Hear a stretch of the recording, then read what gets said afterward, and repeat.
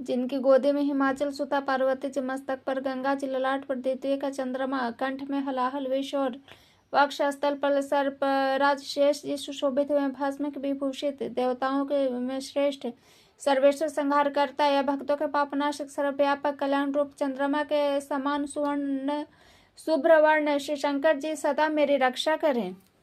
रघुकुल को आनंद देने वाले श्री रामचंद्र जी के मुखारविंद की जो शोभा राज्य अभिषेक से अभिषेक की बात सुनकर न तो प्रसन्नता हुई, न वनवास के दुख से मलिन ही हुई। वह मुख कमल छवि मेरे लिए सदा सुंदर मंगलों की देने वाली हो। नीले कमल के समान श्याम और कोमल जिनके अंग श्री सीता जी जिनके वाम भाग में विराजमान है और जिनके हाथों में क्रमशः अमोघ बाण और सुंदर धनुष, उन रघुवंश के स्वामी श्री रामचंद्र जी को मैं नमस्कार करता हूँ। श्री गुरु जी के चरण कमलों की रथ से अपने मन रूपी दर्पण को साफ करके मैं श्री रघुनाथ जी के उस निर्मल यश का वर्णन करता हूँ जो चारों फलों का देने वाले है। जब श्री रामचंद्र जी विवाह करके घर आए तब से अयोध्या में नित्य मंगल हो रहे हैं, आनंद के बधावे बज रहे हैं। 14 लोक रूपी बड़े भारी पर्वत पर पुण्य रूपी मेघ सुख रूपी जल बरसा रहे हैं। रिद्धि सिद्धि संपत्ति रूपी सुहावनी नदी उमड़ उमड़ कर अयोध्या रूपी समुद्र में आ मिले। नगर के स्त्री पुरुष अच्छी जाति के मणियों के समूह हैं जो सब प्रकार से पवित्र, अमूल्य और सुंदर हैं। नगर का ऐश्वर्य कुछ कहा नहीं जा सकता, ऐसा जान पड़ता है मानो ब्रह्मा जी की कारीगरी बस इतनी ही है। सब नगर निवासी श्री रामचंद्र जी के मुख चंद्र को देखकर सब प्रकार से सुखी हैं। सब माताएं और सभी सहेलियां अपने मनोरथ रूपी बेल को फली हुई देखकर आनंदित हैं। श्री रामचंद्र जी के रूप, गुण, शील और स्वभाव को देखकर सुनकर राजा दशरथ जी बहुत ही आनंदित होते हैं। सबके हृदय में एक ही अभिलाषा है और सब महादेव जी को मनाकर कहते हैं कि राजा अपने जीते जी श्री रामचंद्र जी के युवराज पद दे दें। एक समय रघुकुल के राजा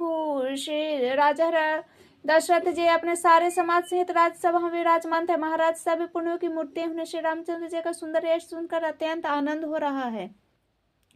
सब राजा उनकी कृपा चाहते हैं। लोकपालगण उनके रुख को रखते हुए प्रीति करते हैं। तीनों भुवनों में और तीनों कालों में दशरथ जी के समान बड़भागी और कोई नहीं है। मंगलों के मूल श्री रामचंद्र जी जिनके पुत्र हैं उनके लिए तो कुछ कहा ही जाए, सब थोड़ा है। राजा ने स्वाभाविक ही हाथ में दर्पण ले लिया और उसमें अपना मुंह देखकर मुकुट को सीधा किया। देखा कि कानों के बाल सफेद हो गए हैं, मानो बुढ़ापा ऐसा उपदेश कर रहा है कि हे राजन, श्री रामचंद्र जी को युवराज पद देकर अपने जीवन और जन्म का लाभ क्यों नहीं लेते। हृदय में यह विचार ला कर राजा दशरथ जी ने शुभ दिन और सुंदर समय पाकर प्रेम से पुलकित शरीर हो आनंद मग्न मन से उसे गुरु वशिष्ठ को जा सुनाया। राजा ने कहा, है मुनिराज, कृपया निवेदन सुनिए। श्री रामचंद्र जी अब सब प्रकार से योग्य हो गए हैं। सेवक मंत्री, सब नगर निवासी और जो हमारे शत्रु मित्र या उदासीन हैं, सबको श्री रामचंद्र जी वैसे ही प्रिय है जैसे वे मुझको। आपका आशीर्वाद ही मानो शरीर धारण करके शोभित हो रहा है। स्वामी मेरे सारे ब्राह्मण परिवार सहित आपके ही के समान उन पर स्नेह करते हैं। जो लोग गुरु के चरणों के राज्य को मस्तक पर धारण करते हैं मानो समस्त ऐश्वर्य को अपने वश में कर लेते हैं। इसका अनुभव मेरे समान दूसरे किसी ने नहीं किया। आपकी पवित्र चरण रज की पूजा करके मैंने सब कुछ पा लिया। अब मेरे मन में एक ही अभिलाषा है, ना तो अभी आप ही के अनुग्रह से पूरी हो सकती है। राजा का सहज प्रेम देखकर मुनि ने प्रसन्न होकर कहा, नरेश आज्ञा दीजिए, कहिए क्या अभिलाषा है।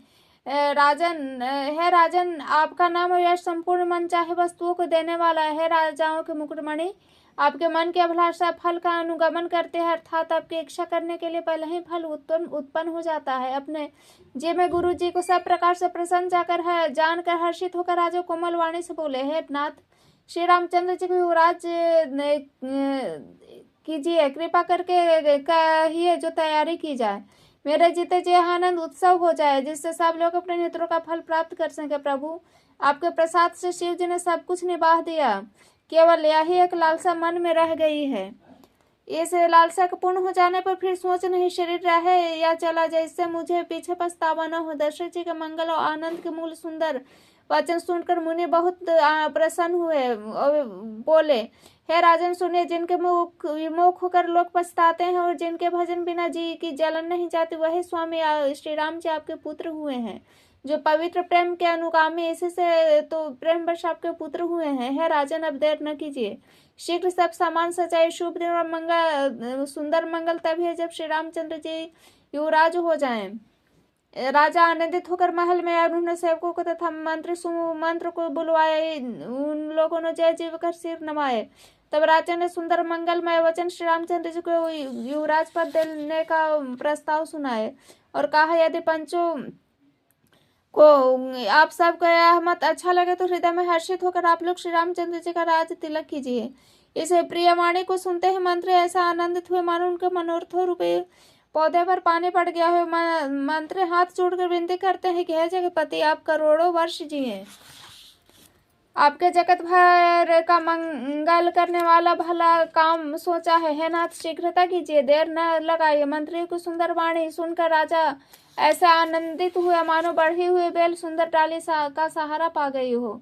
राजा ने कहा, श्री रामचंद्र जी के राज्याभिषेक के लिए मुनिराज वशिष्ठ जी जो आज्ञा कि आप लोग वही सब तुरंत करें। मुनिराज ने हर्षित होकर कोमल वाणी से कहा, संपूर्ण श्रेष्ठ तीर्थों का जल ले आओ। फिर उन्होंने औषधि, फूल, मूल, फल, पत्र आदि अनेक मांगलिक वस्तुओं के नाम गिनाकर बतलाए। चमर, मृगचर्म, बहुत प्रकार से वस्त्र, संख्यो जाति को ऊनी रेशमी कपड़े, नाना प्रकार की मणियां, रत्न तथा बहुत से मंगल वस्तुएं जो जगत में राज्याभिषेक के लिए योग्य होती है, सबको मंगाने को उन्होंने आज्ञा दी। मुनि ने वेदों में कहा हुआ संविधान बताकर नगर में बहुत ही मंडप, चंदवे सजाओ, फलों समेत आम, सुपारी, केले के वृक्ष नगर की गलियों में चारों ओर रोप दो। सुंदर मणियों के मनोहर चौक पुराओ। बाजार को तुरंत सजाने के लिए कह दो। श्री गणेश जी, गुरु और कुल देवता की पूजा करो। भूदेव ब्राह्मण की सब प्रकार से सेवा करो।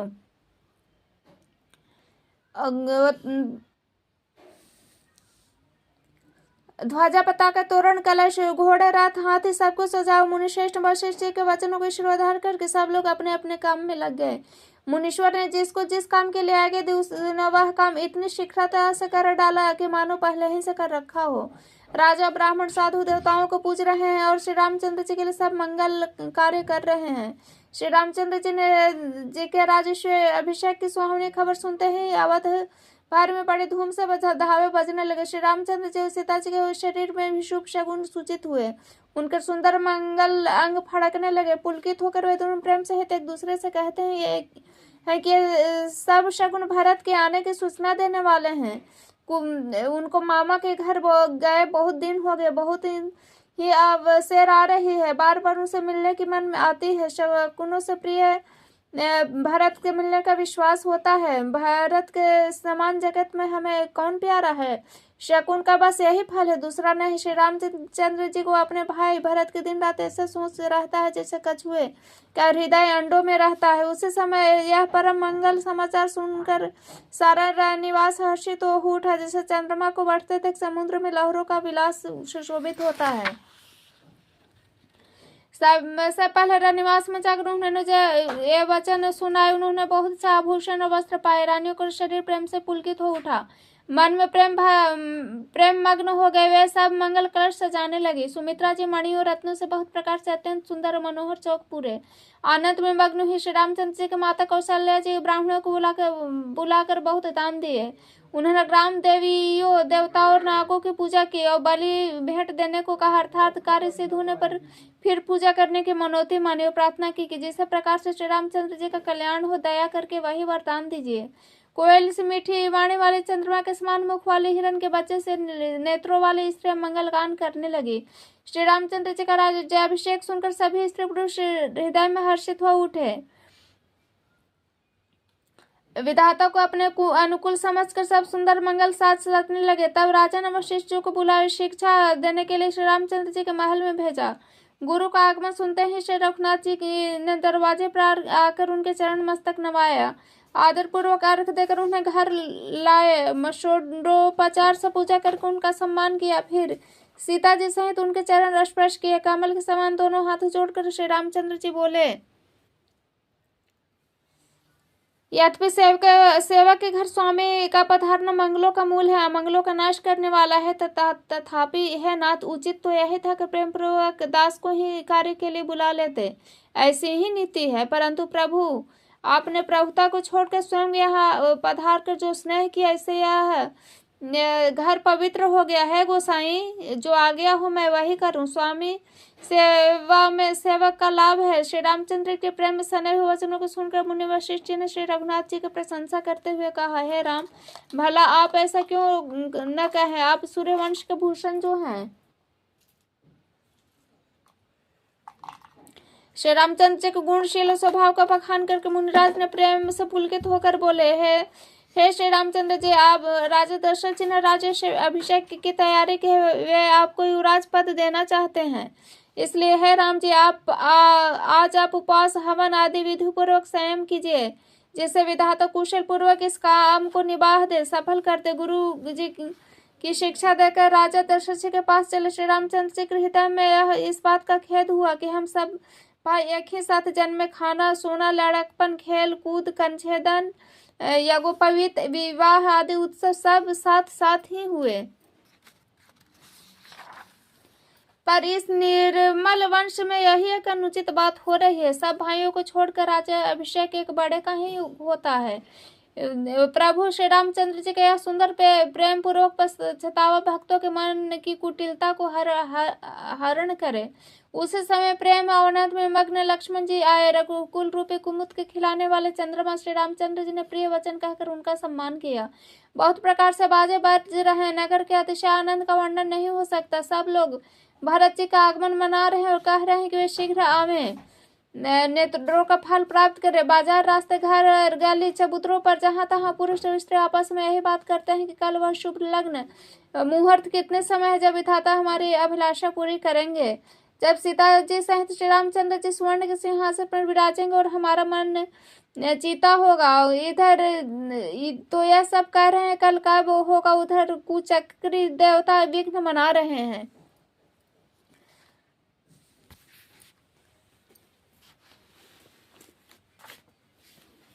उन्हें देवताओं को उन्हें आवत के बधावे नहीं सुहाते, जैसे चोर को चांदनी रात नहीं भाते। सरस्वती को बुलाकर उन्होंने देवता विनय कर रहे हैं और बार बार उनके पैरों पर पड़कर उन पर गिरते हैं। ये कहते हैं, हे माता, हमारी बड़ी विपत्ति को देखकर आप आज वही कीजिए जिससे श्री रामचंद्र जी राज्य त्याग कर वन को चले जाएं और देवताओं का सब कार्य सिद्ध हो।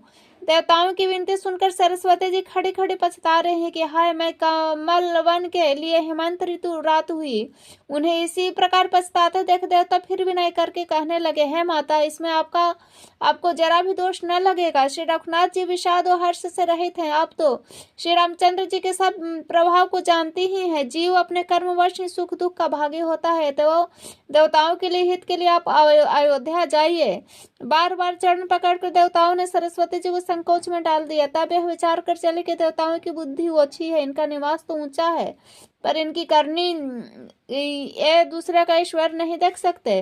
परंतु आगे का काम विचार करके श्री रामचंद्र जी का वन जाने से राक्षसों का वध होगा, जिससे सारा जगत सुखी हो जाएगा। चतुर कवि श्री रामचंद्र जी का वनवास चरित्रों का वर्णन करके मेरी चाह कामना करेंगे। ऐसा विचार करके सरस्वती जी हृदय में हर्षित होकर दशरथ जी की पूरी अयोध्या में आई मानो दूसरा दुख देने वाली कोई ग्रह दशा आई हो।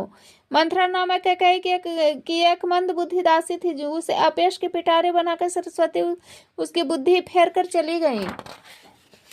मंथरा ने देखा कि नगर सजाया हुआ है, सुंदर मंगलमय बधावे बज रहे हैं। उसने लोगों से पूछा कि यह कैसा उत्सव है।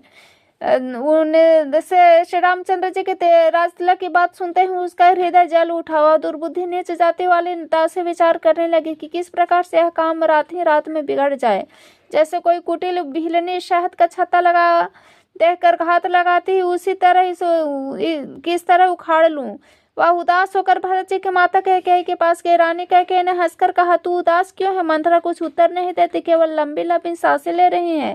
प्रिया चरित्र करके आंसू ढरका रही है। रानी हंसकर कहने लगी कि तेरे बड़े गाल हैं, तू बहुत बढ़ चढ़कर बोलने वाली है। मेरे मन कहता है कि लक्ष्मण ने तुझे कुछ सीख दी है, दंड दिया है, तब भी वह महापापनी दासी कुछ भी नहीं बोलती।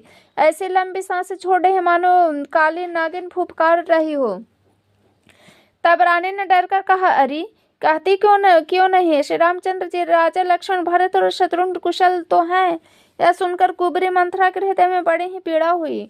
वह कहने लगी, है माई, हमें कोई क्यों सीख देगा? मैं किसका बल पाकर गाल करूंगी? रामचंद्र को छोड़कर आज मैं किसकी कुशल है जिसे राजा युवराज पद दे रहे हैं? आज कौशल्या को विधाता बहुत ही दाहिने हुए हैं देखकर उनके हृदय में गर्व समाता नहीं। तुम स्वयं जाकर शोभा क्यों नहीं देख लेती, जिसे देखकर मेरे मन में क्षोभ हुआ है? तुम्हारा पुत्र प्रदेश में है, तुम्हें कुछ सोच नहीं जानती हो? स्वामी हमारे वश में है, तुम्हारे तो रस पलंग पर पड़े पड़े नींद लेना ही बहुत प्यारा लगता है। राजा की